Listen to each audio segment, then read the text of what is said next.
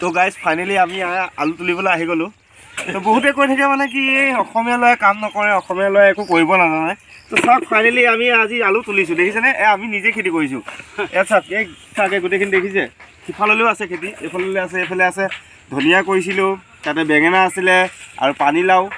তো মানে বহুতে কৈ থাকে অসমীয়া ল'ৰাই কাম নকৰে। তো আজি তাকে মানে আপোনালোকক দেখাই দিছোঁ, মানে অসমীয়া ল'ৰাই কাম কৰিব জানে নাজানে। চাওক আলু দেখিছে? আলু কিমান ধুনীয়া হৈছে আলু, দেখিছে?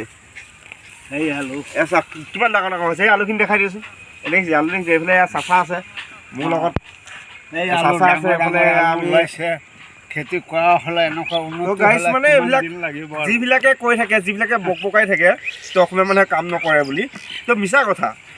আৰু যিসকলে নকয় সিহঁতে বেছিকৈ কয়। মানে যিসকলে কৰে তেওঁলোকে কেতিয়াও নকয়। আৰু এটা কথা মনত ৰাখিব, যোনে কাম কৰে সি সদায় মনে মনে চুপচাপ কৰে, আৰু যোনে নকয় সি বেছি কথা কয়। তো বেছি নকওঁ আৰু, তো ইমানেই ক'লোঁ।